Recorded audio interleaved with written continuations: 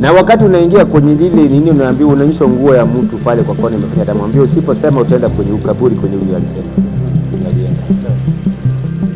Yaani yule alipigwa, mavazi yake yamebaki pale, ni matambara. Ni matambara. Akasema wakaambiwa uliona watu wangapi? Akasema niliona watu 5. Watano. Sasa mmoja akauliza swali, mwingine akauliza swali, mimi nilikuwa 5 kuuliza swali. Nikajua leo nimekwama. Kulikuwa na msichana alikuja ambaye alikuwa anasema kutoka sehemu ambayo inaitwa Kabura. Msichana wa chief aliyeretire. Retired chief. Alisema kwamba nilimnyajisi. So yeye alikuwa kati ya wale wanafunzi pale shuleni. Na nikamuuliza ni nini ilichokufanya ukuwe muoga mpaka nikunajisi? Akasema huku ulikuwa nimebeba mkuki na ngao na huku nilikuwa nimebeba tochi. Nikamuuliza na hata wewe ulikuwa unang'ang'ana kujiokoa? Ati ndio. Na hivi vitu nilikuwa tunao kwa mkono? Ndio. Nikamuuliza eleza mahakama mkono uliochukua nyeti yangu ikiweka kwa yako. Akasema hajui.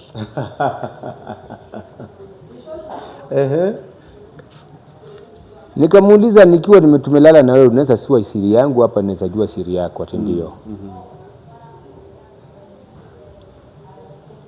Na kuuliza mbele ya mahakama itairiwa ama bado sijatairiwa? Akasema sijui.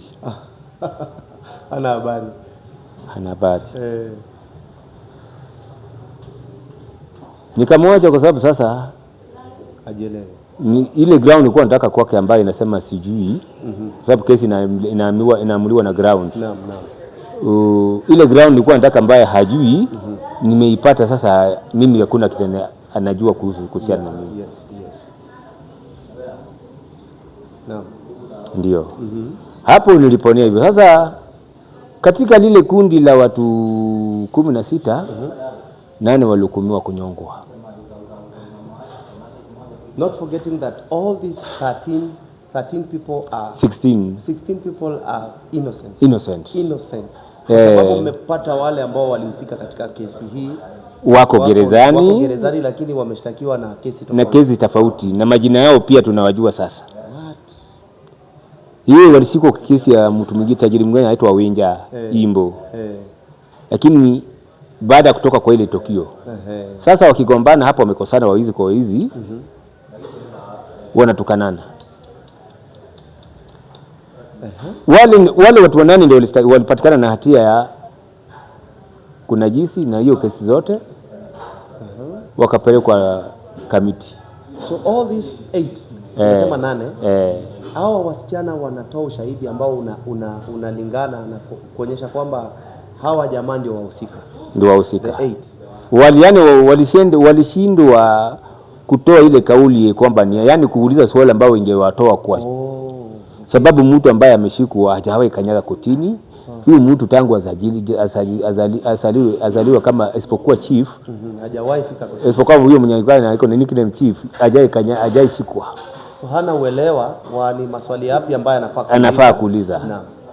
Ambayo yanaweza yakamsaidia labda yakamsaidia. Unasikia jaji, ukisikia mahakama ni jaji akikuuliza kwamba uliza swali ambayo inaweza kukusaidia. Jua umetoka kwa laini. Na shida ya jaji pia kukuuliza, kwa hivyo anakupotezea network. Unaona? Sasa wao 8 ndio walipatikana na hatia ya attempt raping na kupapasa na nini yote. Tena wakarudi wakapatikana na hatia ya robbery with violence to 2 section 296. Wakahukumiwa kunyongwa. Lakini walipotuma appeal walipatikana kwamba walihukumiwa visivyo. Baada ya miaka 5 watakaa gerezani 5 years. Kamiti sasa kiongojea appeal. Sasa kuna wale walikufa huko walibaki. Wale walitoka walifaulu. Sasa katika hawa 8 wamefungwa. Huku ni kumaanisha kwamba wakati hukumu imetolewa wewe out of 13 out of 16 tulitoka 8 So nyinyi wanane kesi nyinyi kupatikana na hatia. Hakuna hatia. So wale wanane wamebakia, wamekwenda kule. Wameenda wangapi wamekufa, wangapi wamesalia? Kule kulikufa watu 2. Itangawaje wale wengine walitoka huko na wao kuishi, walikufa baadaye. Mtu kama Tadayo Ndaombezi, huyu mwanamsanii alikuwa anapiganga muziki ya Nyatiti. Yale toka huko kama amekufa. So amekufa kwa sababu ya mateso na vile alikuwa amepitia. Unajua kule jela haja nikupee kicheko. Ile chakula unapewa ni ndogo. Naam. Na ulipotoka jelani unaambiwa kwamba usikule. Askari anakuambia kwamba usije kwa ukala chakula kupita chakula nje, usipije kupita mkono 2-3.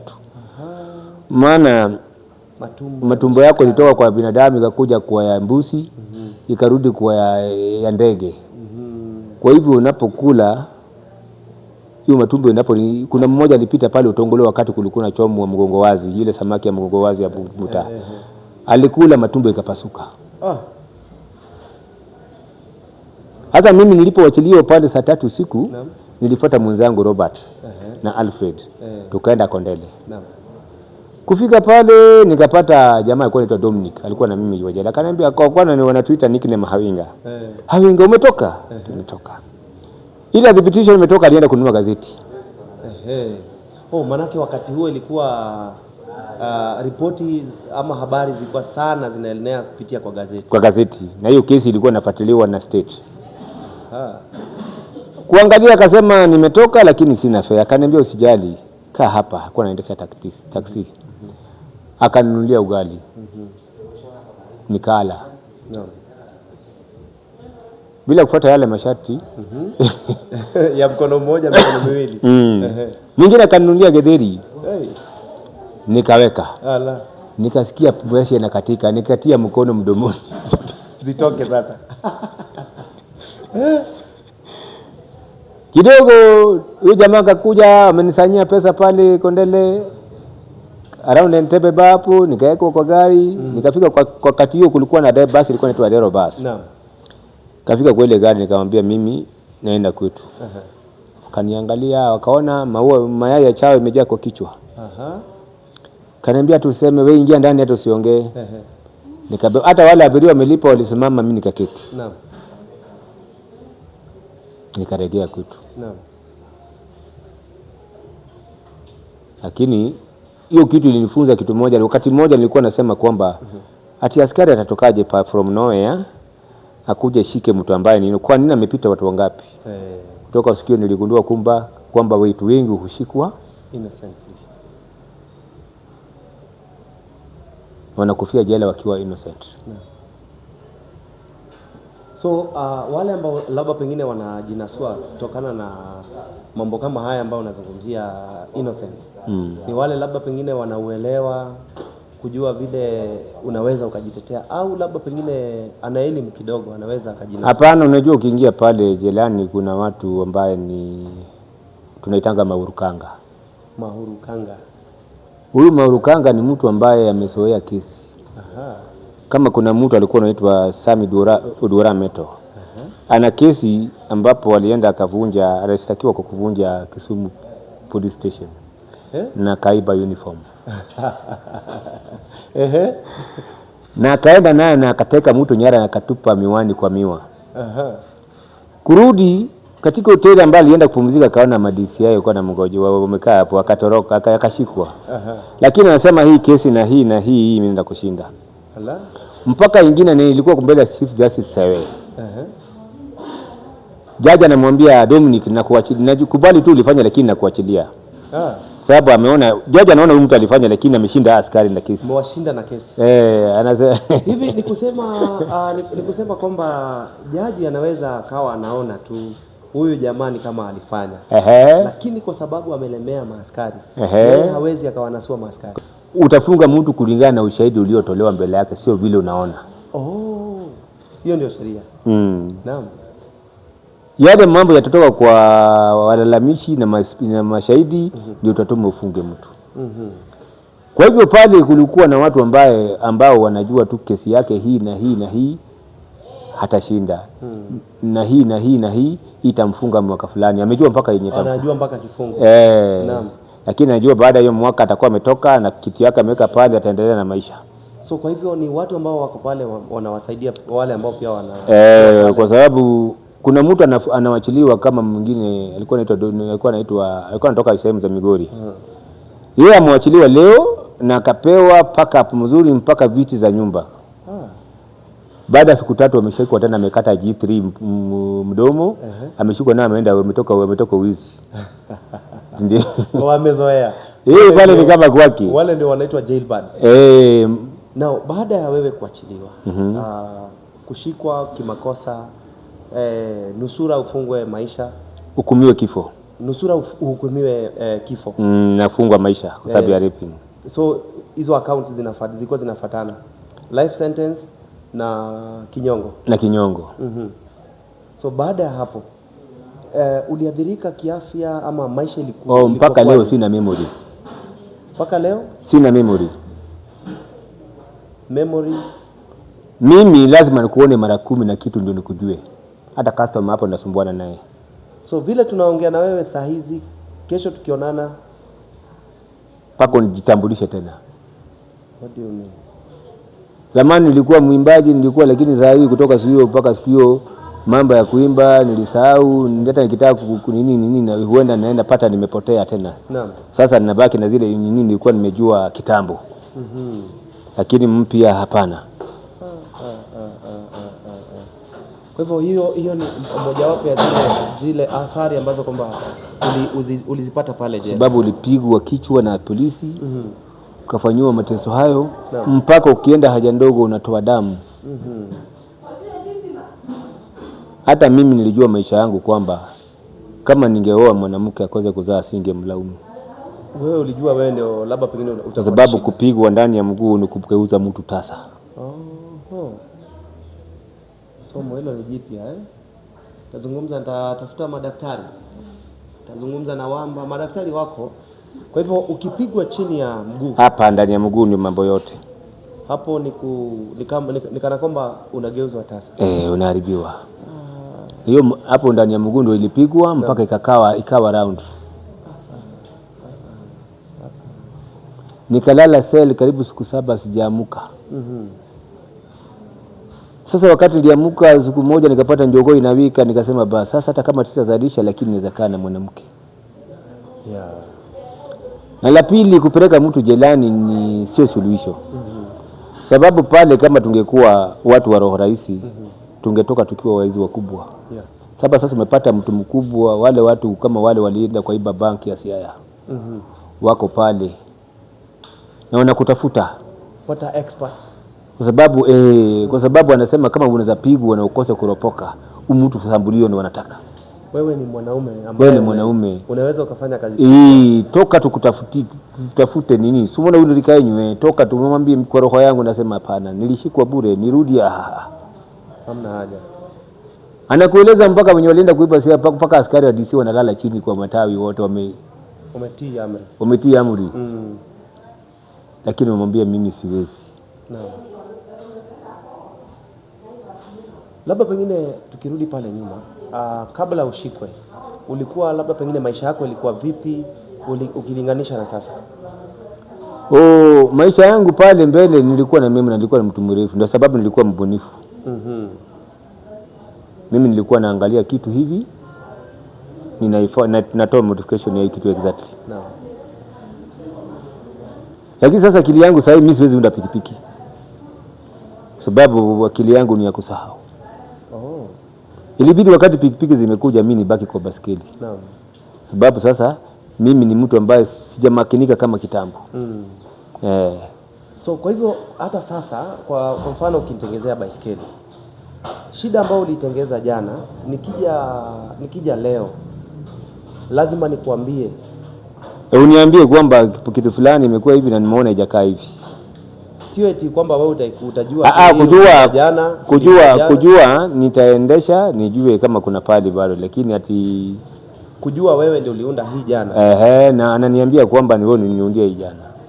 Lakini hilo hautatambua. Hiyo sitatambua. So nikija leo na uniambie fundi, ile kitu tuliunda jana imekuwa hivi hiyo, sasa nitakushikanisha. Sasa lakini sasa ni hiyo tu kushikanisha ya hapo.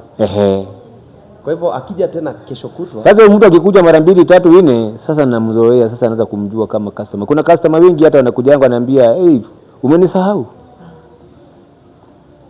Hata na kusave kwa simu kukutafuta sijui venye kusave. Memory ilienda. So wakati mwingine labda pengine mtu anaweza akakosa kukuelewa. Wengi wananielewa, alafu masikio naye pia isikii. Hata sasa naongea naye kwa sababu swana nimekupea huku. Naona unageuka sana huku waisikii. Na hiyo ni athari ambazo ilipigwa inatoka uzaa. Wakati inatoka tu uzaa peke yake. Lakini tunashukuru Mungu katika sehemu zako za ume niko na watoto. Hata yule amekuja kuangalia pale kijana wangu huyo mkubwa mdomo na mambili. Naam. Na niko na familia. Na kutoka hapo niliporudi Nakuru nilichukia polisi. Kuna siku nilikuwa pale free ya gari la AP polisi kaanguka. Ikuwa na walikuwa nahamishwa wanapelekwa transfer. Wakati niliona polisi ndiye ameanguka na lori imemlalia juu. Nilimwambia kufa. Yaani uliwachukia? Hii ni kutokana na kile ambacho kwamba umepitia kwa mikono ya polisi. Mkono wa polisi. Naam. Mtu anakushika, anakuwekelea makosa na anajua ni makosa na anakupeleka paka mahakamani. Hauna makosa. Subiria hapo tuingie katika awamu ya mwisho. Kwenye hadithi hii mwisho kama anavyosimulia ni kwamba anazungumzia masuala mengi kuhusiana na kile ambacho alikipata. Nikiite ulemavu, manake kupoteza memory ni sawa na kusema ana ulemavu wa kutokuwa na ile hali ya kukumbuka. Tulikuwa pale kotini, unasema mambo ya kotini hakuna haki. Mambo ya kotini ya Kenya hakuna haki. Na hakuna haki. Kwa sababu koti za Kenya unapoathirika, umechukua hatua. Umeenda pale kotini. Yule mtu aliyekujeruhi amepatikana na hatia, amepigwa faini. Hiyo faini inabaki na mahakama. Wewe mwathiriwa unarudi ukisema kiujinga tumepata haki. Ulitumia pesa zako kusafiri. Umetumia pesa zako, hela zako kukuja kotini. Umepoteza muda zako. Ati haki umepata kwa sababu yule mtu ametozwa faini. Ametozwa faini. So kiukweli faini kweli inabaki na mahakama. Na wewe uliyedhulumiwa unaambiwa wewe umepata haki kwa sababu yule amepigwa faini.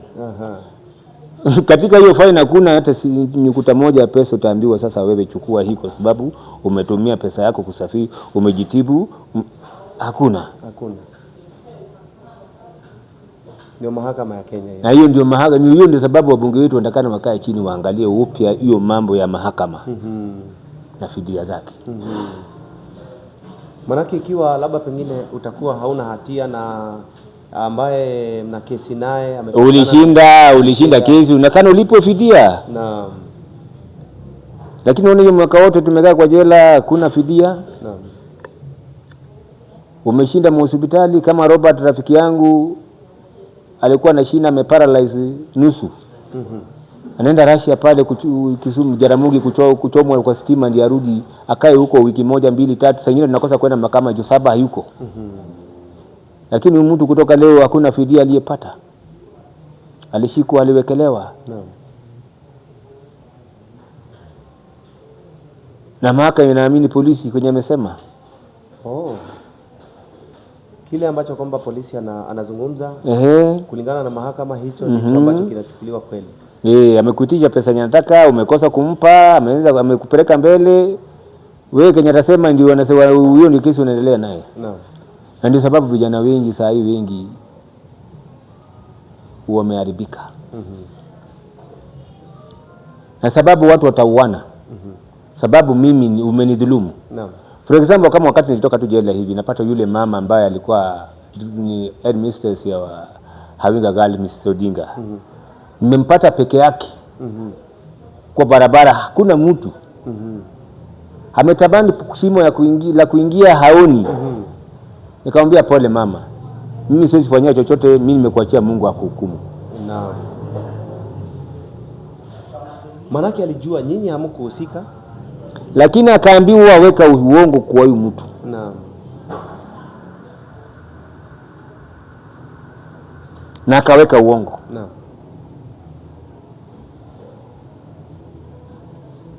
Kwa hivyo aliponiona hivi sikuwa na haja ya kulipiza kisasi, lakini kama ni mwingine angefanya aje? Principal angekamatwa amekufa. Labda. Kweli.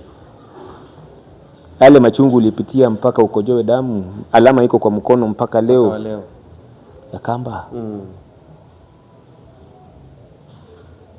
Utafanyia mtu nini? Namwachia Mungu. Kwa sababu utaki tena kurudia makosa.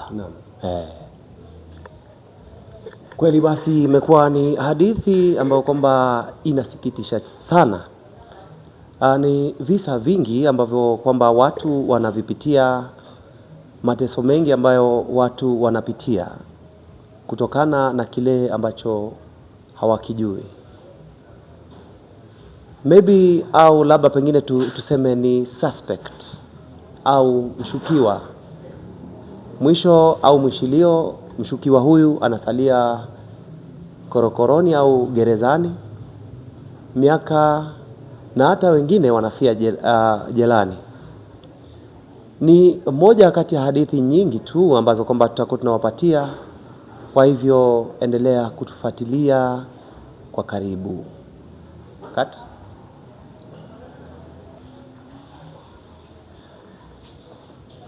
Kutoka kwetu tunaipiga kwa pamoja Impulse TV pamoja na NLS 254 TV.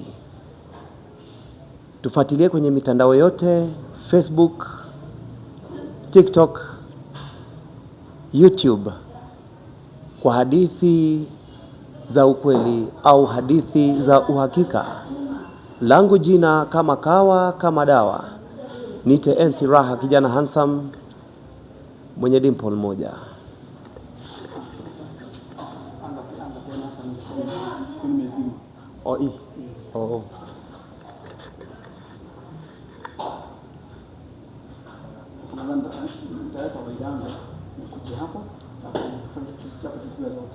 Okay. Sawa.